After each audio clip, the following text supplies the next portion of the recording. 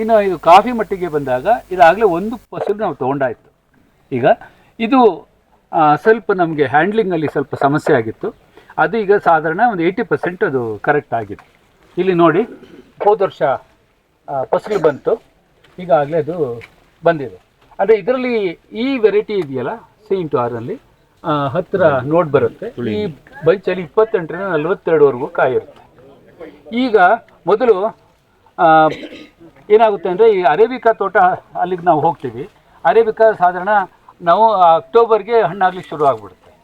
ಅಂದರೆ ನಮಗೆ ಬೇರೆ ಇದು ಒಣಗಿಸ್ಲಿಕ್ಕೆ ಎಲ್ಲ ಸಮಸ್ಯೆ ಇದ್ದಾಗ ಅಲ್ಲಿ ಸ್ವಲ್ಪ ರೋಬಸ್ಟ ಇಟ್ಟಾಗ ಕಷ್ಟ ಆಗುತ್ತೆ. ಇದಕ್ಕೆ ಆ ಸಮಸ್ಯೆ ಬರೋದಿಲ್ಲ. ನಮ್ಮ ಬರೋದನ್ನೇ ಡಿಸೆಂಬರ್ ಜನವರಿಗೆ ಯಥೇಚ್ಛವಾಗಿ ಬಿಸಿಲಿರುತ್ತೆ. ನಾವು ಇದನ್ನು ಆರಾಮಾಗಿ ನಾವು ಒಣಗಿಸ್ಬೋದು. ಅಡಿಕೆ ಜೊತೆಗೆ ಇದು ಕೂಡ ಒಟ್ಟಿಗೆ ಅದು ಪ್ರೊಸೆಸ್ ಆಗ್ತಾ ಇರುತ್ತೆ, ಅದು ಒಣಗ್ತಾ ಇರುತ್ತೆ. ಅರೇಬಿಕಾ ಮಾತ್ರ ನಾವು ಸಪ್ರೇಟಾಗಿ ಒಂದು ಡ್ರೈಯರ್ ಹಾಕ್ಕೊಂಡು ಅದನ್ನು ಒಣಗಿಸ್ಬೇಕು. ಆದರೆ ಮೊದಲು ಪ್ರೀಮಿಯಂ ಪ್ರೈಸ್ ಸಿಗ್ತಾ ಇತ್ತು ಅರೇಬಿಕಾ ವೆರೈಟಿಗೆ. ಇದಕ್ಕೆ ಈಗ ಅರೇಬಿಕಾ ರೋಬಸ್ಟ ಎರಡೂ ಕೂಡ ಒಟ್ಟೊಟ್ಟಿಗೆ ಒಳ್ಳೊಳ್ಳೆ ರೇಟು ಬರ್ತಾ ಇದೆ. ಈ ಅರೇಬಿಕಾ ಕಾಫಿನಲ್ಲಿ ನಾವು ಕಾಫಿ ಕುಡಿಯೋದು ಒಂದು ಉತ್ತೇಜನಕ್ಕೆ ಪೇಯ. ಅದರಲ್ಲಿ ಮುಖ್ಯವಾಗಿರೋದು ಕೆಫಿನ್ ಅಂತ, ಅದ್ರ ಜೊತೆಗೆ ಕ್ಲೋರೋಜಿನಿಕ್ ಆ್ಯಸಿಡ್ ಅಂದ್ಬಿಟ್ಟು. ರೋಬಸ್ಟಾ ಕಾಫಿನಲ್ಲಿ ತಳಿ ಮುಗಿಸ್ಬಿಡ್ತೇವೆ. ಇದರಲ್ಲಿ ಜಾಸ್ತಿ ಇರುತ್ತೆ, ಅರೇಬಿಕಾದಲ್ಲಿ ಕಡಿಮೆ ಇರುತ್ತೆ ಅಂಶ. ಆದರೆ ಕಡಿಮೆ ಸುವಾಸನೆ, ಕಡಿಮೆ ಕೆಫಿನ್ ಇರಬೇಕು ಅಂತ ಹೋದರೆ ಅದು ಅರೇಬಿಕಾ ಕಾಫಿ ಹಾಕ್ಕೊಳ್ತಾರೆ. ಇದು ಪ್ರಪಂಚದಲ್ಲಿ ಹೆಚ್ಚು ಪ್ರಿಫರೆನ್ಸ್ ಇರೋದು ಅರೇಬಿಕಾ ಕಾಫಿಗೆ, ನಾವು ಇನ್ನೊಂದಕ್ಕೆ ಇದು ಇಷ್ಟು. ಆದರೆ ನಮ್ಮ ಟೇಸ್ಟ್ ಬದಲಾವಣೆ ಆಗ್ತಾ ಇದೆ. ಈಗ ನಂಬರ್ 2 ಕಾಫಿನಲ್ಲಿ ವಿಯೆಟ್ನಾಮು, ಅದು 90% ಎಲ್ಲ ರೋಬಸ್ಟಾ ಕಾಫಿ. ಅದ್ರ ಎಲಿವೇಶನ್ ಎಷ್ಟು ಅಂತೀರಾ? 1600ರಿಂದ 1800 ಅಡಿನಲ್ಲಿ ಹೆಚ್ಚು ತೋಟಗಳಿರೋದು. ಇದು ಹೆಚ್ಚು ಎತ್ತರದಲ್ಲಿ ಹೋದಾಗ ಅಲ್ಲಿ ಅರೇಬಿಕಾ ತೋಟಗಳು ಬರುತ್ತೆ. ಹಾಗಾಗಿ ನೀವು ಹಾಕಿರೋ ಜಾಗದಲ್ಲಿ ನೀವೇನಾದ್ರು ಈ ಆಯ್ಕೆ ಮಾಡ್ಕೊಂಡ್ರೆ ಎರಡೂ ಕೂಡ ನಮಗೆ ಸೂಕ್ತ ಆಗ್ತದೆ. ಆದರೆ ಬೇಗ ಫಸಲು ಕೊಟ್ಟು ನಮಗೆ ಜೋಬ್ ತುಂಬೋದು ಅರೇಬಿಕಾ. ಸ್ವಲ್ಪ ನಿಧಾನ, ಒಂದು 1-2 ವರ್ಷ ಆದಮೇಲೆ ನಮ್ಮ ಜೋಬ್ ತುಂಬೋದು ರೋಬಸ್ಟಾ ಕಾಫಿ. ಸೊ ಅದನ್ನು ನೀವು ಗಮನಿಸ್ಕೊಳ್ಳಿ. ಇದು ಗಿಡ ಹಾಕಿದ್ಮೇಲೆ ಒಂದು 2.5 ಅಡಿ ಎತ್ತರ, 3 ಅಡಿ ಬಂದಾಗ ನಾವು ಕುಡಿಚಿ ಇಡ್ತೀವಿ. ಮತ್ತು ನಂತರ ಅಷ್ಟೊತ್ತಿಗೆ ಬುಡ ದಪ್ಪ ಆಗುತ್ತೆ. 5 ಅಡಿ ಎತ್ತರಕ್ಕೆ ಬಂದಾಗ ಇಟ್ಕೊಳ್ತೀವಿ. ಫೈನಲ್ ಆಗಿ ಈ ರೋಬಸ್ಟಾ ಕಾಫಿ ಅತಿ ಹೆಚ್ಚು ಎತ್ತರ ಅಂದರೆ 8 ಅಡಿ, ಅದು ಅತಿ ಹೆಚ್ಚು ಅಂತ ಅಂದರೆ 5 ಅಡಿ ಅರೇಬಿಕಾ. ಅದನ್ನು ಅಷ್ಟು ಗಮನಿಸ್ಕೊಳ್ಳಿ. ಇನ್ನು ಅಂತರ ಗಿಡ ಹೇಗೆ ಬೆಳೆದಿದೆ ಅದೆಲ್ಲ ನೀವು ಗಮನಿಸ್ಕೊಳ್ಳಿ. ಇದು ಏನಿದ್ರು ಹೋದ ವರ್ಷ ಸರಿಯಾಗಿರಲಿಲ್ಲ. ಈ ನಮ್ಮ ಪ್ರಯತ್ನದಲ್ಲಿ ಈಗ ಇಲ್ಲಿ ಇಬ್ಬರು ಚಂದ್ರಮ್ಮ, ಇನ್ನೊಬ್ಬರು ಲಕ್ಷ್ಮಮ್ಮ ಎಲ್ಲಿದ್ದಾರೆ? ಒಳಗಡೆ ಇದ್ದಾರೆ. ಸೊ ಅವರು ಒಂದು ಸ್ವಲ್ಪ ಟ್ರೈನಿಂಗ್ ಆದಮೇಲೆ ನೋಡಿ ಒಂದು ಆಕಾರ ಬಂತು. ಅಂದರೆ ಇದೆಲ್ಲ ತುಂಬ ಟೆಕ್ನಿಕಲ್, ಹಿಂಗೆ ಏನೂ ಇಲ್ಲ. ಗಿಡಕ್ಕೆ ಗೊತ್ತಿದೆ ನಾನು ಹೇಗೆ ಬೆಳಿಬೇಕು, ಹೇಗೆ ಮಾಡಬೇಕು. ಅಂದರೆ ಅಲ್ಲಿ ಏನಾದ್ರು ಸಣ್ಣ ನೂಲು ರೆಕ್ಕೆ, ಸಣ್ಣ ಬ್ರಾಂಚು ಅಂಥವಿದ್ರ ಮಾತ್ರ ನಾವು ಪ್ರೂನ್ ಮಾಡಿ ಇಟ್ಕೊಳ್ತೀವಿ. ಇನ್ನು ನಾವು ಗಿಡ ಗಮನಿಸಿ ಮುಂದೆ ಇದಕ್ಕೆ ತುಕ್ಕು ರೋಗ ಬರೋದಿಲ್ಲ, ಆದರೆ ಇದಕ್ಕೆ ರೆಕ್ಕೆ ಬೋರರ್ ಬರುತ್ತೆ. ಅದಕ್ಕೆ ನಾನು ಮುಂದಕ್ಕೆ ಹೋಗಲ್ಲ. ಅಂದರೆ ನಾವು ಬೇರೆ ಜಾಗದಲ್ಲಿ ಧೈರ್ಯವಾಗಿ ನಾವು ಹಾಕ್ಕೊಂಡು ಹೋಗ್ಬೋದು. ಇದರಲ್ಲಿ ಅಲ್ಲ ಆ ಕಾಯಿಲೆ ಬರುತ್ತೆ, ಇದು ಬರುತ್ತೆ, ಅದಕ್ಕೆ ಎಚ್ಚರ, ಅದೆಲ್ಲ ಬೇಕಾಗಿಲ್ಲ. ಯೂಟ್ಯೂಬ್ ನೀವು ಆನ್ ಮಾಡ್ಕೊಳ್ತೀರಲ್ಲ, ಅದೇನು ಬೇಕಾಗಿಲ್ಲ. ಇದು ಗಿಡನೇ ನಮಗೆ ಕಲಿಸುತ್ತೆ ಪಾಠ. ಈಗ ಪ್ರಶ್ನೆಗಳಲ್ಲಿ ಈಗ ನಾನು ವೇಣುಗೋಪಾಲ್ ಸರ್ ಹತ್ರ ಒಂದು ರಿಕ್ವೆಸ್ಟ್ ಮಾಡೋದೇನೆಂದರೆ, ಇಲ್ಲಿ ಇದ್ದವರು ಎಲ್ಲರೂ ಕೆಲವು ಮಲೆನಾಡವರೊಂದಷ್ಟು ಬಿಟ್ಟರೆ, ಈ ಡಾಕ್ಟ್ರು ಒಂದು ಬಿಟ್ಟರೆ, ಇವರೆಲ್ಲ ಈ ಕಾಫಿ ಕಾಳುಮೆಣಸಿನ ವಿಷಯದಲ್ಲಿ LKG UKGನಲ್ಲಿ ಇದ್ದಾರೆ ಹೊರತು ಇನ್ನೂ ಯಾರು ಕನ್ನಡ ಶಾಲೆಗೂ ಬಂದಿಲ್ಲ, ಆಯಿತಾ? ಹಾಗಾಗಿ PhD ಪ್ರಶ್ನೋತ್ತರಗಳು ಬೇಡ. ನಾನೊಂದು ನಿಮಗೆ ಬಹುಶಃ ಬಹುತೇಕ ಜನಿಗೆ ನಾನು ಅಂದ್ಕೊಂಡಂತೆ ಕಾಡಿನಲ್ಲಿ ಮಳೆ ಒಯ್ದಂಗೆ ಆಗಿದೆ. ಕಾಫಿ ಗಿಡನೇ ಫಸ್ಟ್ ಟೈಮ್ ನೋಡ್ತಾ ಇದ್ದವ್ರು ಭಾಳ ಜನ ಇದ್ದೀರಿ ಅಂತ ಅನ್ಕೋತೀನಿ. ಸೊ ನಮಗೀಗ ಕಾಫಿಯ ಕೆನೆಫೋರಾ ಹೈಬ್ರಿಡ್ಸ್ ಅವೆಲ್ಲ ಈಗ ಹಂತಕ್ಕೆ ತಲೆಗೆ ಹೋಗೋದಿಲ್ಲ ಸ್ವಾಭಾವಿಕವಾಗಿ. ಇದಕ್ಕೆ ನಾನು ಸ್ಪಷ್ಟವಾಗಿ ಹೇಳ್ತೀನಿ, ನಮ್ಮ ಈ ವೇಣುಗೋಪಾಲ್ ಸರ್ನ ಕೂಡಿಸ್ಕೊಂಡು ಡಾಕ್ಟರ್ದು ಎಲ್ಲರದ್ದು ಸೇರಿಸಿ ಒಂದು 50ಕ್ಕೂ ಹೆಚ್ಚು ಕಾರ್ಯಕ್ರಮವನ್ನು ನಾವು ಈಗಾಗಲೇ ಫಾರ್ಮ್ ಟಿವಿನಲ್ಲಿ ಮಾಡಿದ್ದೀವಿ, ನೋಡೋಕ್ಕೆ ನಿಮಗಿದೆ. ಆಮೇಲೆ ಹಿಂದೆ 2-3 ನಮ್ಮ ಸಂಚಿಕೆಯಲ್ಲಿ ಅಲ್ಲಿ ಕಾಪಿ ಕೂಡ ಸಿಗುತ್ತೆ. ಕಂಪ್ಲೀಟ್ ಕಾಳುಮೆಣಸಿಂದ ಇದರದ್ದು ಇಡೀ ಜಗತ್ತಿನ ಇನ್ಫಾರ್ಮೇಷನನ್ನು ಸಂಗ್ರಹ ಮಾಡಿ ನಿಮಗೆ ಬೇಕಾಗಿದ್ದನ್ನು ಪ್ರಿಂಟ್ ರೂಪದಲ್ಲಿದೆ. ಅದು ಹಂಗೆ ಮಾಹಿತಿಗೆ ನೀವು ಚಿಂತೆ ಮಾಡಬೇಡಿ. ಇಲ್ಲಿ ನಾವು ನೋಡೋಕ್ಕೆ ಏನಕ್ಕೆ ಬಂದಿರೋದು ಅಂದರೆ, ಕಾಫಿಗೆ ನೆರಳು ಬೇಕು. ಕಾಫಿನಲ್ಲಿ ಎಕರೆಗೆ ಇವತ್ತಿನ ರೇಟಿಗೆ 1 ಎಕರೆಗೆ 3 ರಿಂದ 4 ಲಕ್ಷ ದುಡ್ಡಾಗ್ತದೆ. ಆಮೇಲೆ ಅದೆಲ್ಲ ತಳಿಗಳೆಲ್ಲ ಆಮೇಲೆ ನೋಡೋಣ. ಕಾಳುಮೆಣಸಿಗೆ ನೆರಳು ಬೇಕಿಲ್ಲ, ಆದರೆ ಮೇಲೆ ಹತ್ತು ಹೋಗೋದಕ್ಕೆ ಮರ ಬೇಕು. ಸೊ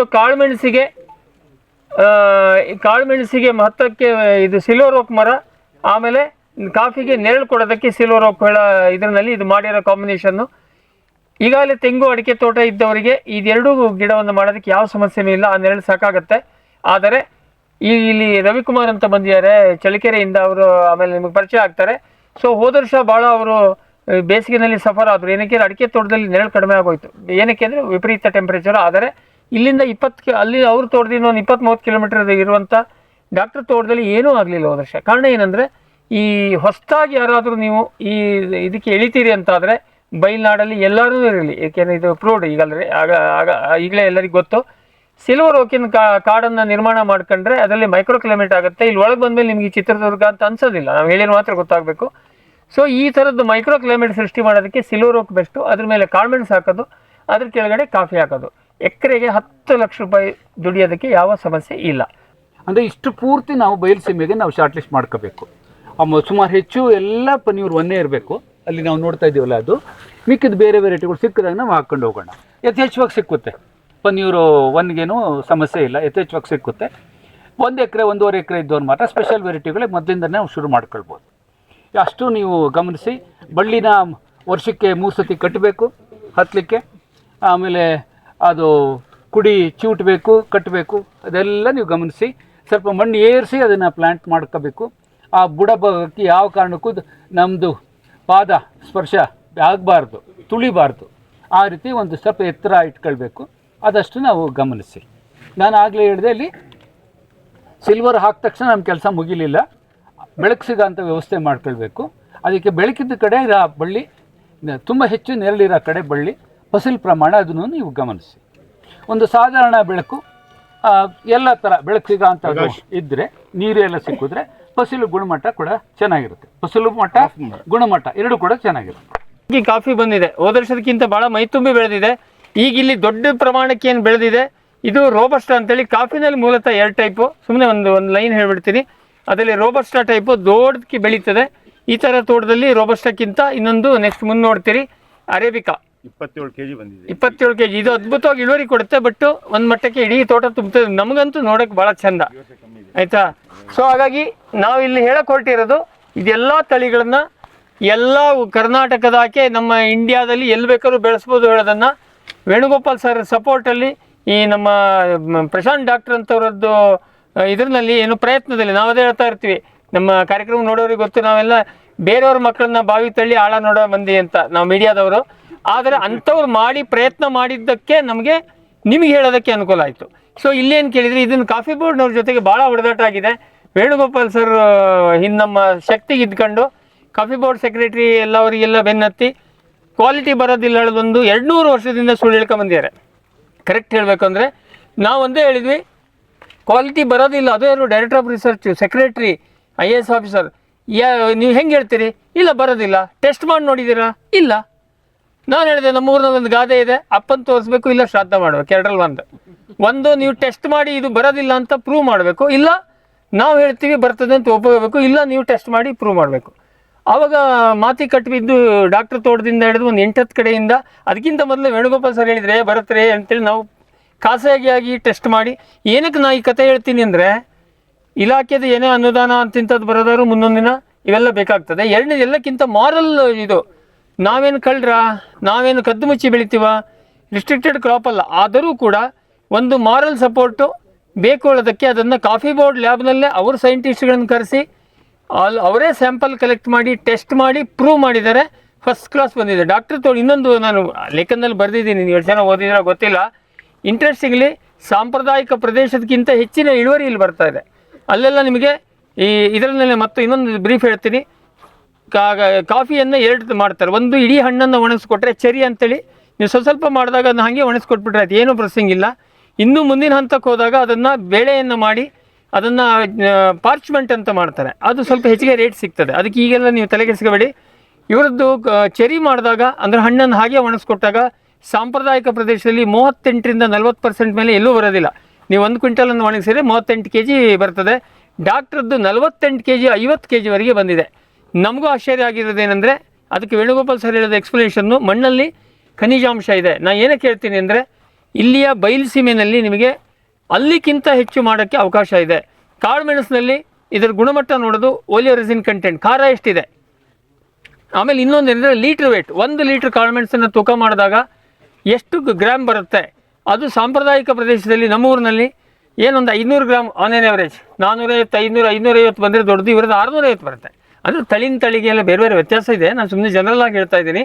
ಅಂದರೆ ಮಲೆನಾಡಿನಲ್ಲಿ ನಮ್ಮೂರಿನಲ್ಲಿ ಹುಟ್ಟಿದ್ದು ಕಾಳುಮೆಣಸು, ಡಾಕ್ಟ್ರ್ ಅಲ್ಲಿಂದ ತಂದಿದ್ದು. ಅಂದರೆ ಮಲೆನಾಡಿನ ಪಶ್ಚಿಮ ಘಟ್ಟದಲ್ಲಿ ಹುಟ್ಟಿರೋವಂಥ ಜಾತಿ ಇದು. ಇದನ್ನು ಇಲ್ಲಿ ತಂದು ಬೆಳೆಸಿದಾಗ ಮಲೆನಾಡಿಗಿಂತ ಚೆನ್ನಾಗಿ ಬರ್ತಾ ಇದೆ. ಹಾಗಾಗಿ ನಿಮಗೆ ನಾನು ಏನಕ್ಕೆ ಹೇಳ್ತಾ ಇದ್ದೀನಿ ಅಂದರೆ, ಇದನ್ನು ತಾಂತ್ರಿಕವಾಗಿ ಬರ್ತದೆ, ಏನೂ ಸಮಸ್ಯೆ ಇಲ್ಲ. ಕರ್ನಾಟಕದಲ್ಲಿ ಎಲ್ಲ ಕಡೆ ಬರೀ ಒಂದಲ್ಲ, ನಾವು ಇವನ್ ಬಿಜಾಪುರದ್ದೆಲ್ಲ ಸ್ಯಾಂಪಲ್ಸು ಟೆಸ್ಟ್ ಮಾಡಿಸಿದ್ದೀವಿ. ನಾವು ಅನ್ಡೌಟೆಡ್ಲಿ ಪ್ರೂವ್ ಮಾಡಿದ್ದೀವಿ. ಏನಕ್ಕೆಂದರೆ ನಾವೇನೋ ಹೇಳ್ತೀವಿ, ನಾವೇನು ರೊಕ್ಕ ಹಾಕೋರಲ್ಲ, ರೊಕ್ಕ ಹಾಕಿ ಹೋದರೆ ನಿಮ್ಮ ದುಡ್ಡು, ಹಾಗಾಗಿ ದುಡ್ಡು ಬಂದರೂ ನಿಮಗೆ. ಇದನ್ನು ನಾವು ಎಲ್ಲ ಸಂಬಂಧಪಟ್ಟ ಸಂಸ್ಥೆಗಳ ಜೊತೆಗೆ ಇದಕ್ಕೆಲ್ಲದಕ್ಕೂ ನಮ್ಮ ಹಿಂದೆ ನಿಂತು ಮಾಡಿರಿ, ಅದು ಯಾಕೆ ಬರೋದಿಲ್ಲ ಅಂತ ಹೇಳೋರು ವೇಣುಗೋಪಾಲ್ ಸರ್. ಹೀಗಾಗಿ ಇದು ಕಾಫಿ ಮತ್ತು ಕಾಳುಮೆಣಸನ್ನು ಈ ಕಾಂಬಿನೇಷನನ್ನು ಕರ್ನಾಟಕದಲ್ಲಿ, ನಾವು ಕರ್ನಾಟಕಕ್ಕೆ ಸೀಮಿತವಾಗಿ ಮಾತಾಡಿದ್ರೆ ಎಲ್ಲಿ ಬೇಕಾದ್ರೂ ಮಾಡ್ಬೋದು. ಅದನ್ನು ನಾವು ತಾಂತ್ರಿಕವಾಗಿ ಎಲ್ಲ ರೀತಿಯಲ್ಲಿ ಪ್ರೂವ್ ಮಾಡಿದ್ದೀವಿ. ಸಣ್ಣ ಪುಟ್ಟ ಸಮಸ್ಯೆಗಳು ಇದ್ದೇ ಇರುತ್ತೆ. ಹಣ್ಣು ನಾವು ಹಾರ್ವೆಸ್ಟ್ ಮಾಡುವಾಗ 27 kg ಸಿಕ್ಕಿದೆ. ಅಂದರೆ ಏನು, ಅಲ್ಲಿ ನಾವು 9-13 ಮುಟ್ತೀವಿ ಒಂದು ಗಿಡಕ್ಕೆ ಅಷ್ಟೇ ಅಲ್ಲ. ನಾವು 4ನೇ ವರ್ಷಕ್ಕೆ ನಂತರ ಅದು 113 kg ಕೂಡ ನಾವು ಚೇತನ್ ಅವ್ರ ಕೈಲಿ ಹಾರ್ವೆಸ್ಟ್ ಮಾಡಿದ್ವಿ. ಒಂದೇ ಗಿಡದಲ್ಲಿ 113 kgವರೆಗೂ ಬರುತ್ತೆ, ಚೆನ್ನಾಗಿ ಬೆಳೆದಿದ್ದು ಜಾಗದಲ್ಲಿ. ಮತ್ತು ಅರೇಬಿಕಾ 3 ವರ್ಷದ ಗಿಡದಲ್ಲಿ 2.8 kg ಹಣ್ಣು ಬರುತ್ತೆ. ಅದ್ರ ಸಂಖ್ಯೆ ಜಾಸ್ತಿ, 1800 ಹತ್ರ ಅರೇಬಿಕಾ ಇರುತ್ತೆ. ಸ್ಪೇಸಿಂಗು ಶಾರ್ಟ್ ಅದು. ಆದರೆ ಒಟ್ಟಾರೆ ನಮಗೆ 6000 kg 1 ಎಕರೆ ಬಂತು ಹಣ್ಣು ಅಂತಂದರೆ 1 ಟನ್ನು ಕ್ಲೀನ್ ಕಾಫಿಗೆ ಸಮ. 1 ಟನ್ ಕ್ಲೀನ್ ಕಾಫಿ ಅಂತಂದರೆ 4 ಲಕ್ಷ ದುಡ್ಡು. 1 ಎಕರೆಗೆ ಏನು ಕೇಳಿ, 3 kg ಬಂತು, 158 450. ಇವತ್ತಿನ ರೇಟು ನೀವು ಲೆಕ್ಕ ಹಾಕಿ 620 ಇದೆ ಇವತ್ತು ಬಲ್ಕ್ ರೇಟ್. ಇದು ಇನ್ನು 3 ವರ್ಷದ್ದು ಇದು. ಮತ್ತೆ ಯೂನಿಫಾರ್ಮ್ ಇಲ್ಲ. ಇವ್ರು ಮತ್ತೆ ಡಾಕ್ಟರ್ ಸುಮ್ಮನೆ ಕೂತ್ಕೊಳ್ಳೋರಲ್ಲ, ನಾನಾ ನಮ್ನಿ ಪ್ರಯೋಗ ಮಾಡ್ತಾರೆ. ಇವರಾಯಿತು, RM ಹೆಗ್ಡೆಯವರಾಯಿತು. ಸೊ ಅಂದರೆ ಇವ್ರದ್ದು ನಾವು ಎಲ್ಲ ಜನರಲ್ ರೈತರಿಗೆ ಕಂಪೇರ್ ಮಾಡೋಕ್ಕಾಗೋದಿಲ್ಲ. ಅದು ಅವ್ರದ್ದು ನೇಚರು, ಅವರಿಂದಾಗಿ ನಮಗೆ ಹೆಲ್ಪ್ ಆಗ್ತಾ ಇದೆ. ಯಾವ ತಳಿ ಬರ್ತದೆ, ಯಾವ ತಳಿ ಏನು ಸಮಸ್ಯೆ ಆಗ್ತದೆ ಎಲ್ಲ ಅವರು ಸ್ಟಡಿ ಮಾಡ್ತಾ ಇದ್ದಾರೆ. ಕೆಲವರಿಗೆ ನಾಳೆ ಬೆಳಿಗ್ಗೆ ಕೋಟ್ಯಾಂತರ ರೂಪಾಯಿ ಬಂದು ವಿಧಾನಸೌಧ ತಗೊಳ್ಳೋ ಸ್ಕೀಮ್ ಇಲ್ಲ. ಸೊ ಇಲ್ಲಿ ಏನಕ್ಕೆ ಅಂದರೆ ಇದಕ್ಕೆ ಯೂನಿಫಾರ್ಮಿಟಿ ಇಲ್ಲ. ಸೊ ಇಲ್ಲಿ ಏನಂದರೆ 5 ವರ್ಷಕ್ಕೆ, ಇದು 3 ವರ್ಷಕ್ಕೆ 2 ವರ್ಷಕ್ಕೆಲ್ಲ ಇಳುವರಿ ಬರ್ತದೆ. ಆದರೆ 5 ವರ್ಷಕ್ಕೆ ಪಕ್ಕಾ ಕಮರ್ಷಿಯಲ್ ಪೊಟೆನ್ಷಿಯಲಿಗೆ ಹೋಗ್ತದೆ. ಕಾಳುಮೆಣಸು ಇದನ್ನು ಹೀಗೆ ಬೆಳೆಯೋಕ್ಕೆ ಸಾಮಾನ್ಯ 30 ಅಡಿವರೆಗೆ ಬಿಡ್ತಾರೆ, 30 ಅಡಿಗಿಂತ ಮೇಲೂ ಹೋಗ್ತದೆ. ಆದರೆ ಅದನ್ನ ಆಮೇಲೆ ಮ್ಯಾನೇಜ್ ಮಾಡೋಕ್ಕಾಗೋದಿಲ್ಲ ಅಂತೇಳಿ ಸಾಮಾನ್ಯವಾಗಿ ರಿಸ್ಟ್ರಿಕ್ಟ್ ಮಾಡ್ತಾರೆ. 30 ಅಡಿವರೆಗೆ 5 ವರ್ಷಕ್ಕೆ ಹೋಗ್ತದೆ. ನಾವು ಬನವಾಸಿ ಬೇರೆ ಬೇರೆ ತೋಟದಲ್ಲಿ ನೋಡಿದ್ದೀವಿ. ಒಂದು ಬಳ್ಳಿಗೆ ಆನ್ ಆನ್ ಎವರೇಜ್ ಈ ಥರ ಡ್ರೈ ಇರುವಂಥ ಬೆಲ್ಟಲ್ಲಂತೂ ಖಂಡಿತವಾಗಿ ಮಣ್ಣು ಫಲವತ್ತತೆ ಇರುವಲ್ಲಿ 5 kg ಎವರೇಜಿಗೆ ಮೋಸ ಇಲ್ಲ ಆನ್ ಆನ್ ಎವರೇಜ್. ಯಾಕೆಂದರೆ ಒಂದು ತಳಿ ಹೆಚ್ಚು ಬರ್ತದೆ, ಒಂದು ತಳಿ ಕಡಿಮೆ ಬರ್ತದೆ. ಈ ವರ್ಷ ಇದು ಕಡಿಮೆ, ಮುಂದಿನ ವರ್ಷ ಅದು ಹೆಚ್ಚು. 5 kg ಅಂತ ಹೇಳಿದ್ರೆ ಒಂದು ಎಕರೆಗೆ ಇದು 12/12 ಇಟ್ಟರೆ ಇವರು ಡಾಕ್ಟರ್ ಬೇರೆ ಬೇರೆ ಪ್ರಯೋಗ ಮಾಡ್ತಾ ಇದ್ದಾರೆ. ಸಾಮಾನ್ಯವಾಗಿ ಈ ಥರ ಕಾಂಬಿನೇಷನ್ ಮಾಡಿದಾಗ 300 ಬರುತ್ತೆ. ಇದು ಯಾವುದೋ ಹೈಪೋಥೆಟಿಕಲ್ ಅಲ್ಲ, ಇದಕ್ಕಿಂತ ಹೈಯರ್ ರೇಂಜ್ ಅವರು ಸಾಕಷ್ಟು ಜನರನ್ನ ವೇಣುಗೋಪಾಲ್ ಸರ್ ಶಿಷ್ಯರೇ ಇದ್ದಾರೆ. ಲೋವರ್ ರೇಂಜ್ ಎಲ್ಲ ನಮ್ಮೂರಿಗೆ ಬರ್ರಿ. ಇಡೀ ಎಕರೆಗೆ 50 kg ಕಾಳುಮೆಣಸು ಮಾಡೋರು ಭಾಳ ಜನ ಇದ್ದಾರೆ. EMI, ತೋಟದ ಖರ್ಚು ಎಲ್ಲದೂ ಕಾಫಿನಲ್ಲಿ ಬರ್ತದೆ. ನೆಲದ ಮೇಲೆ ಇದ್ದಿದ್ದು ನಿಮ್ಗೆ ನಿಜವಾಗಿ FD ಮಾಡೋಕ್ಕೆ ಉಳಿಯೋದು, ಕಿಸೆಲ್ ದುಡ್ಡು ಉಳಿಯೋದು ಕಾಳುಮೆಣಸಿನ. ಹಾಗಾಗಿ ಇದು ಎರಡು ಹ್ಯಾಂಡ್ ಇನ್ ಹ್ಯಾಂಡ್ ಹೋಗ್ಬೇಕು ಹೊರತು ಅದು ಕಷ್ಟ ಇದಿಲ್ಲ ಅವೆಲ್ಲ ಕತೆ ಇಲ್ಲ. ಹಾಗಾಗಿ ಇಲ್ಲಿ ಒಂದು ಗಮನಿಸೋದೆ ಅಂದರೆ ಕಾಳುಮೆಣಸು ದುಡ್ಡಾಗೋದು ಕಾಳುಮೆಣಸಲ್ಲಿ ನೀವು ಹೆಂಗಿದ್ರು ಇದೇನಿದ್ರು ಅದಕ್ಕೆ ಸಪೋರ್ಟಿವ್ ಬೆಳೆ ಖರ್ಚಿಗೆ ಮತ್ತು ಕವರ್ ಆಗೋದಕ್ಕೆ. ಮೊದಲು ನಾವು ಬಂದಾಗ ಐಂಪಿರಿಯನ್ನು ಕರಿಮುಂಡದಲ್ಲೇ 3-4 ವೆರೈಟಿ. ಇದು ಅರಕಲಮುಂಡ ಅಂತ. ಇದು ದೂರ ದಾಟಮಣಿ ಆದರೂ ಕೂಡ ಅರಕಲಮುಂಡ ಅದರಲ್ಲಿ ಚೆರಿಯ ಅರಕಲಮುಂಡ, ಒಲಿಯ ಅರಕಲಮುಂಡ ಅಂತಿದೆ. ಇದು ಚೆರಿಯ ಅರಕಲಮುಂಡ. ಕಾಳು ತಿಂದು ನೋಡಿ, ಸುಮಾರು ಸಾಯಂಕಾಲದವರೆಗೂ ಕೂಡ ಅದು ಸುವಾಸನೆ, ಖಾರ ಎರಡೂ ಒಟ್ಟಿಗೆ ಇರುತ್ತೆ. Highest ತೀಕ್ಷ್ಣ ಕ್ವಾಲಿಟಿದು variety. ತಳಿಗಿಳಿ ಬಗ್ಗೆ ತಲೆಗೆಡಿಸ್ಕೋಬೇಡಿ. ಈಗೇನಂದರೆ ಇಲ್ಲಿ ಎಷ್ಟು ಚಂದ ಯೂನಿಫಾರ್ಮ್ ಆಗಿ ಬಂದಿದೆ. 2 ವರ್ಷ ಹೋದರೆ ಇದು 30 ಅಡಿ ಹೋಗಿರುತ್ತೆ. ಅದನ್ನೊಂದು ನೀವು ತಲೆಯಲ್ಲಿ ಹಾಕೊಳ್ಳಿ. ಸೆಲ್ಫಿ ತೊಗೊಂಡೋಗಿ ನಮ್ಮೂರಿನಲ್ಲಿ ಹಿಂಗೆ ಮಾಡ್ತೀನಿ ಅಂತೇಳಿ ತೋರ್ಸೋಕ್ಕೆ ಪ್ರೂಫ್. ಇದರಲ್ಲಿ ಬೇರೆ ಬೇರೆ ಲೆವೆಲಲ್ಲಿದೆ. 3 ರಿಂದ 5 ವರ್ಷದವರೆಗಿಂದಿದೆ. ಸಿಲ್ವರ್ ಓಕ್ ಹಾಕಿ 6 ವರ್ಷ ಆಯಿತು. 10 ಲಕ್ಷ ಬರಬೇಕು ಇನ್ಕಮ್ ಅಂತ ಹೇಳ್ತಾ ಇದ್ರಲ್ಲ. ಸೊ ಇದು ಆ ಒಂದು ಮಾಡಲು 4 ಲಕ್ಷ ಕಾಫಿಯಿಂದ 6 ಲಕ್ಷ ಮೆಣಸಿಂದ. ಇದು ಇಷ್ಟು ಸಂಖ್ಯೆಯಲ್ಲಿ ನಾವು ಗಿಡ ಪ್ರತಿ ಮರಕ್ಕೂ ಕೂಡ ಒಂದು ಬಳ್ಳಿ ಬಂದಿದೆ. 100ಕ್ಕೆ 100ರಷ್ಟು ಇಲ್ಲಿ ಬಂದಿರೋದು ಪನ್ನೀರ್ 1 ವೆರೈಟಿ. ಅದ್ಯಾಕೆ ಒಂದು ಬಳ್ಳಿ ಬಡಿಗೋಯ್ ಸರ್ ಆ ಥರದ್ದು ಆಗ್ತಾ ಇರುತ್ತೆ, ಒಂದು 3% 5% ಹಿಂಗೆ ಬರ್ತಾ ಇರುತ್ತೆ. ಅದಕ್ಕೆ ನಾವು ತಿಳ್ಕೋಬೇಕು, ಒಂದು ಹೋದರೆ 3 ಬಳ್ಳಿ ಹಾಕಿ, ಒಂದು ಸತ್ತರೆ ಹೊಸ ವೆರೈಟಿ ಹಾಕ್ಲಿಕ್ಕೆ ಜಾಗ ಸಿಕ್ತು ಅಂತ. ಹೆಗ್ಡೆ ಅವರು ಹೇಳ್ತಾ ಇದ್ರು, ಗಿಡ ಬೆಳೆದ್ರೆ ರೊಬಸ್ಟಾದಲ್ಲಿ ನಮಗೆ 6 ಅಡಿ 8 ಅಡಿನಲ್ಲಿ ಫಸಲು ಇರೋದಿಲ್ಲ ಅಂತ. ಅದನ್ನು ನಾವು ನೆಗೆಟ್ ಮಾಡಲಿಕ್ಕೆ ಅಂದ್ಬಿಟ್ಟು ಇಲ್ಲಿ ಅರೇಬಿಕಾ ಹಾಕಿದ್ದೀವಿ. ಅರೇಬಿಕಾದಲ್ಲಿ ನಾನು ಆಗಲೇ ಒಂದು ಹೇಳಿದ ಸಮಸ್ಯೆ, ಬೇಗ ಹಣ್ಣಾಗುತ್ತೆ, ಬೇಗ ಫಸಲು ಬರುತ್ತೆ. ಇದು ಅರೇಬಿಕಾಯಿಂದ ನೆಕ್ಸ್ಟ್ ಸೀರೀಸು F1 ಅಂದ್ಬಿಟ್ಟು, ಇದರದ್ದು ಪೂರಾ ನಾವು ದೇಶನೇ ತೊಗೊಂಡ್ರೆ ಪ್ಯೂರೆಸ್ಟು F1 ಬ್ಲಾಕ್ ಅಂದರೆ ಇಲ್ಲೇ ಇರೋದು. 11,000 ನಾವು ಗಿಡಗಳು ಹಾಕಿದ್ದೀವಿ. ಇಲ್ಲಿ ನಾವು ಇದು ಮರಗಸಿ ಗಿಡ ಕಸಿ ಮಾಡ್ದಲೇ ಒಂದು ಅರ್ಧ ಭಾಗ ನಾವು ಇಟ್ಕೊಳ್ತೀವಿ. ಅದಕ್ಕೋಸ್ಕರನೇ ನಾವು ಈ ಸ್ಪೇಸಿಂಗ್ ಕೊಟ್ಟಿರೋದು. 3.5 ಅಡಿ ದೂರ ಕಾಳು ಮೆಣಸಿಂದ ದೂರ ಇದೆ. ಯಾವ ಕಾರಣಕ್ಕೂ ಕೂಡ ಈ ಕಾಫಿ ಗಿಡ ಬೆಳೆದಾಗ ಈ ನೆರಳಿಂದ ನಮಗೆ ಮೆಣಸಲ್ಲಿ ಫಸಲು ಕಡಿಮೆ ಆಗೋದಿಲ್ಲ. ಅಲ್ಲಿ ಭಾಳ ಜೋರಾಗಿ ಬೆಳೆದಿದೆಯಲ್ಲ ರೊಬಸ್ಟಾ, ಆ ಸಮಸ್ಯೆ ಇಲ್ಲಿ ಬರೋದಿಲ್ಲ. ಆದರೆ ಇಲ್ಲಿ ನಮಗೆ ಅಲ್ಲಿ ಸರಾಸರಿ ನಮಗೆ 9 ರಿಂದ 13 kgವರೆಗೂ ಹೋಗ್ಬೋದು. ಗಿಡಗಳ ಸಂಖ್ಯೆ ಕೇವಲ 400 ಎಕರೆಗೆ. ಇಲ್ಲಿ ನಾವು 1500 ರಿಂದ 1800 ಗಿಡ ಕೊಡಿಸ್ಬೋದು ಒಂದು ಎಕರೆನಲ್ಲಿ. ಒಂದು ಆಗಲೇ ಹೇಳಿದೆ ನಾನು, 3 kg ಆವರೇಜ್ ಫಸಲು ಬಂದರೂ ಕೂಡ ನಮಗೆ 1 ಟನ್ ಕ್ಲೀನ್ ಕಾಫಿ ಬರುತ್ತೆ. 1 ಟನ್ ಅಂತಂದರೆ ಈಗಿನ ಅರೇಬಿಕಾ ರೇಟು ನಾವು ತೊಗೊಂಡೋದ್ರೆ 4 ಲಕ್ಷ. ಒಂದು ವಿಯೆಟ್ನಾಂ ಪ್ರವಾಸ ನಾವು ತೊಗೊಂಡಿದ್ವಿ. ಅಲ್ಲಿ ಮೆಜಾರಿಟಿ ಎಲ್ಲ ಅದು communist country, 1 of the 6 communist country Vietnam. ಅದ್ರ ಹೆಚ್ಚು ಎಲ್ಲ 1 ಹೆಕ್ಟೇರ್ ಅಷ್ಟೇ ಜನಗಳಿರೋದು. ನಾವು ಒಂದು ಡಿಸ್ಕಷನ್ ಮಾಡಬೇಕಾದ್ರೆ ಒಬ್ಬರು ಪ್ಲಾಂಟರ್ ಬಂದಾಗ ಅವರು ಒಂದು ಹೆಕ್ಟೇರ್ಗೆ 2.5 ಎಕರೆಗೆ 2 ರಿಂದ 2.5 ಟನ್ ಕಾಫಿ ಬರುತ್ತೆ, 1 ಟನ್ ಮೆಣಸು ಬರುತ್ತೆ. ಆದರೂ ನಮಗೆ ನಿರ್ವಹಣೆಗೆ ಸಾಕಾಗೋದಿಲ್ಲ ಅಂತ ಅವ್ರು ಹೇಳ್ತಾರೆ. ಅಲ್ಲಿ ಮುಖ್ಯ ಕಾರಣ ಅಲ್ಲಿ ಗೌರ್ಮೆಂಟ್ ಸಬ್ಸಿಡಿ ಯಾರೂ ಇಲ್ಲ, ಯಾವ ಬಿಟ್ಟಿ ಭಾಗ್ಯಗಳು ಯಾವುದೂ ಇಲ್ಲ. ಅವ್ನು ದುಡಿಬೇಕು, ಅವ್ನು ತಿನ್ನಬೇಕು. ಹಾಗಾಗಿ ಅವನು ಹೆಚ್ಚು ಶ್ರಮ ಪಡ್ತಾನೆ. ಇನ್ನು ತೋಟ ಎಸ್ಟಾಬ್ಲಿಷ್ ಮಾಡಬೇಕಾದ್ರೆ ನಾವು ಅದು 90% ಎಲ್ಲ ವಿಯೆಟ್ನಾಮಲ್ಲಿರೋದು ರೊಬಸ್ಟಾ. ನೀವು ಆ ಕಡೆ ನೋಡ್ತಾ ಇದ್ದಾರಲ್ಲ, ಅದೇ ರೊಬಸ್ಟಾ. ಆದರೆ ಅಲ್ಲಿ ಇದೇ ಥರ ಬ್ಯಾಸ್ಕೆಟಲ್ಲಿ 6 ತಿಂಗಳು ಗಿಡ ಬೆಳೆಸಿ, ಇಷ್ಟು ಭಾಳ ದೃಢವಾದ ಗಿಡ, ಮತ್ತು ಅದು ಕಂಬಚ್ಚಿಗ್ರಿಂದ ಮಾಡಿದ್ದು ಕ್ಲೋನ್ಸು, ತಪ್ಪಿದ್ರೆ ಗ್ರಾಫ್ಟ್ಸ್ ಅಂತಂದರೆ ಅದಕ್ಕೆ ತಾಯಿ ಬೇರೆ ಇರುತ್ತೆ, ಮತ್ತು ಒಳ್ಳೆ ಫಸಲು ಕೂಡ ಗಿಡನ ಅದಕ್ಕೆ ಗ್ರಾಫ್ಟ್ ಮಾಡಿರ್ತಾರೆ. ಅದನ್ನು 6 ತಿಂಗಳು 8 ತಿಂಗಳು ಈ ಬ್ಯಾಸ್ಕೆಟಲ್ಲಿ ಬೆಳೆಸಿ ಅವ್ರು ಹಾಕ್ತಾರೆ. ಹಾಗಾಗಿ ಅಲ್ಲಿ ಕೇವಲ 2 ವರ್ಷ 3ನೇ ವರ್ಷಕ್ಕೇ ಒಳ್ಳೆ ಫಸಲು ಶುರುವಾಗುತ್ತೆ. ಇಲ್ಲಿ ಚಿಕ್ಕ ಬೆಳೆಗಾರರು ಅಂದರೆ ಸ್ಮಾಲ್ ಹೋಲ್ಡಿಂಗ್ಸ್ ಇರೋರು ಯಾರಾದರೂ ಇದ್ರೂ ಕೂಡ, ಈಗ ನಾವು ರೊಬಸ್ಟಾ ನಾವು ಹಾಕ್ತೀವಿ ಅಂತಂದರೆ ಅದು ಬೇಕಾದ 10 ಅಡಿ ಸ್ಪೇಸಿಂಗಲ್ಲಿ ಕೇವಲ 400, ಅಥವಾ ನಾವು 9 ಅಡಿ ಸ್ಪೇಸಿಂಗ್ ಆಗ್ತದೆ 540. ಅಷ್ಟು ಗಿಡನ ದೊಡ್ಡ ಬ್ಯಾಸ್ಕೆಟಲ್ಲಿ ಬೆಳೆಸಿ. ನೀವೇನಾದರೂ ತರಬೇಕಾದ್ರೆ ಏನು ಮಾಡ್ತೀರಾ, ಹೋಗಿ ಅತಿ ಕಡಿಮೆ ರೇಟಲ್ಲಿ ಜಾಸ್ತಿ ನಾವು ವೆಹಿಕಲಲ್ಲಿ ಹಾಕಬೇಕು ಅಂಥ ಕಡೆ ಹೋಗಿ ಸ್ಮಾಲೆಸ್ಟ್ ಬ್ಯಾಸ್ಕೆಟ್ನ ಸೆಲೆಕ್ಟ್ ಮಾಡಿ ಬರ್ತೀರಾ. ಅಲ್ಲೇ ನಾವು ಸೋಲೋದು. ದೊಡ್ಡ ಬ್ಯಾಸ್ಕೆಟಲ್ಲಿ ಈ ಥರ ಬೆಳೆಸಿ 8 ತಿಂಗಳದ್ದು 6 ತಿಂಗಳದ್ದು ನಾವು ಹಾಕಿದ್ರೆ 1 ವರ್ಷ ಮುಂದೆ ನಾವು ಸೇವ್ ಮಾಡ್ಕೊಳ್ತೀವಿ. ನೀವು ಹೇಗೆ ಅಡಿಕೆ ಗಿಡ ದೊಡ್ಡ ಬ್ಯಾಸ್ಕೆಟಲ್ಲಿ ಹಾಕಿ, ಮತ್ತು ತೆಂಗಿನ ಗಿಡ ಕೂಡ 2 ವರ್ಷ ಕಳೆದಿದ್ದು 2 ನೀರು ಕಳೆದಿದ್ದು ನಾವು ಹಾಕ್ತಿರಲ್ಲ, ಅದೇ ರೀತಿ ಇದಕ್ಕೂ ಬರಬೇಕು, ಕಾಫಿಗೂ ಬರಬೇಕು. ಇದು ಚಿಕ್ಕ ಬೆಳೆಗಾರರು ಮಾಡ್ಕೊಳ್ಬಹುದು. ದೊಡ್ಡ ತೋಟಗಳಿದ್ರೆ ಮಾಡೋಕ್ಕಾಗೋದಿಲ್ಲ. ಚಿಕ್ಕ ಬೆಳೆಗಾರ ಖಂಡಿತ ನಾವು ಇದನ್ನು ಮಾಡ್ಬೋದು. 1 ವರ್ಷ ನೀವು ಕ್ರಾಪ್ನ ನೀವು ಅಡ್ವಾನ್ಸ್ ಆಗಿ ನೀವು ಪಡಿತೀವಿ, ಒಂದು ಸೇವ್ ಆಗುತ್ತೆ. ಅದೊಂದು ನಾವು ಚೇಂಜ್ ಮಾಡ್ಕೊಳ್ಬೇಕು ನಮ್ಮ ಮುಂದಿನ ಕ್ರಮದಲ್ಲಿ. ಬಯಲುಸೀಮೆ ಅವರಿಗೆ ಕೆಲಸ ಮಾಡೋದು, ಮತ್ತೆ ಏನ್ ಕೇಳಿದ್ರಿ, ಇಲ್ಲಿ ಕೆಲಸ ಮಾಡೋರು ಯಾರಿಲ್ಲ. ನಾವ್ ಯಾಕೆ ಮಾಡಬಾರ್ದು? ಇಲ್ಲೇ ನಮ್ಮಲ್ಲೇ ಇದೀವಲ್ಲ, ನಾವೇ ಮಾಡ್ಕೋಬಹುದು. ಹಂಗ್ ಮಾಡಿ ಈಗ ಮಲ್ನಾಡವ್ರನ್ನೆಲ್ಲ ನಿಮ್ಮೂರಿಗೆ ಕೆಲ್ಸಕ್ಕೆ ಬರಂಗ್ ಮಾಡಿದಿರಿ. ಈಗ ಏನಾಗಿದೆ ಅಂದ್ರೆ ಇಲ್ಲಿ ನೋಡಿ, ಕೆಲಸ ಆಗ್ತದೆ ಒಂದಷ್ಟು ನೆಗೆಟಿವ್ ಇದೆ. ಊಟ ಮಾಡೋದು ಕಷ್ಟ ಇದೆ, ತರಕಾರಿ ಹೆಚ್ಚಬೇಕು, ಆಮೇಲೆ ಪಾತ್ರೆ ತೊಳಿಬೇಕು, ಅದು ಉಪ್ಪು ಹೆಚ್ಚಾಗ್ತದೆ, ಕಡಿಮೆ ಇವೆಲ್ಲ ಇದೆ. ಕೆಲಸ ಇಲ್ದಿರೋಗಿದ್ದು ಬೆಳೆ ಅಥವಾ ಯಾವುದೇ ದುಡ್ಡು ಬರುವಂಥ ವ್ಯವಸ್ಥೆ ಇಲ್ಲ. ಒಂದು ನಿಮಿಷ. ಸೊ ಇಲ್ಲಿ ಏನು ಕೇಳಿದರೆ, ಕಾಳುಮೆಣಸಿಗೆ ಒಂದು ಈಗಿನ ರೇಷ್ಮೆ ಎಲ್ಲ ಹೋಲಿಸಿದರೆ ಅಂಥ ಸೂಕ್ಷ್ಮದ ಏನಲ್ಲ. ಇದಕ್ಕೆಲ್ಲ ಒಂದು ಸ್ಟ್ಯಾಂಡರ್ಡ್ ಪ್ರೋಟೋಕಾಲ್ಗಳಿದೆ. ಹೀಗೆ ಮಾಡಿ ಅಂತ ವೇಣುಗೋಪಾಲ್ ಸರ್ ಅಂತವ್ರು ಹೇಳ್ತಾರೆ. ಅದನ್ನು ಕಣ್ಣು ಮುಚ್ಕೊಂಡು ಮಾಡಿದರೆ ಎಲ್ಲ ಆಗ್ತದೆ. ಸಣ್ಣ ಪುಟ್ಟ ವ್ಯತ್ಯಾಸಗಳಾಗುತ್ತೆ. ಕೆಲಸ ಇದ್ರಲ್ಲಿ ಅಂಥ ಟೆಕ್ನಿಕಲಿ ಇಂಪಾರ್ಟೆಂಟು, ಕಲೀಲಾರ್ದಂಥ ಸ್ಕಿಲ್ಫುಲ್ ಕೆಲಸ ಇಲ್ಲ. ಮೇಲತ್ತದ ಒಂದು ಪ್ರಶ್ನೆ ಬರುತ್ತೆ. ಅದಕ್ಕೆಲ್ಲ ಸೇಫಾಗಿ ಈಗ ಅಲ್ಯೂಮಿನಿಯಂ ಏಣಿಗಳು ಬಂದಿದೆ, ಅದನ್ನು ನಿಂತು ಮಾಡ್ತಾರೆ. ಅಷ್ಟಲ್ಲದೆ ದೊಡ್ಡ ಪ್ರಮಾಣಕ್ಕೆ ಈಗ ಲೇಬರ್ ಗ್ಯಾಂಗ್ಗಳು ರೆಡಿ ಆಗ್ತಾ ಇದ್ದಾರೆ. ಎಕ್ಸ್ಪರ್ಟ್ಸ್ ಕಾಫಿ ಕೊಯ್ಯೋದನ್ನು ಕೂಡ ಎಲ್ಲ ಇದರಲ್ಲಿ ಲೆಕ್ಕದಲ್ಲಿ ಕೊಯ್ಯೋದಿಲ್ಲ. ಅರೇಬಿಕಾ ಕೊಯ್ದ್ರೆ ಇಷ್ಟು, ಅರೇಬಿಕಾ ಕೊಯ್ದ್ರೆ 8 ರೂಪಾಯಿ kg, ರೋಬಸ್ಟಾ ಕೊಯ್ದ್ರೆ 5 ರೂಪಾಯಿ kg ಎಲ್ಲ ಇದೆ. ಅದನ್ನು ಕೊಯ್ಯೋಕ್ಕಿಲ್ಲ. ಅದೇ ಥರ ಕಾಳುಮೆಣಸಿಗೆ ಕೂಡ ಸೇಲಂ ಬೇರೆ ಬೇರೆ ಭಾಗದಿಂದ ಗ್ಯಾಂಗ್ಗಳು ಬರ್ತಾರೆ, ಬಂದು ಎಂಟೈರ್ ತೋಟವನ್ನು ಕೊಯ್ದು ಹೋಗ್ತಾರೆ, ಕೊಯ್ದು ಒಣಗಿಸ್ಬೇಕಾದ್ರೆ ಕೊಟ್ಟು ಹೋಗ್ತಾರೆ, ನೀವು ಇಲ್ಲಾಂದರೆ ಕೊಯ್ದು ತೊಗೊಂಡು ಹೋಗ್ತಾರೆ.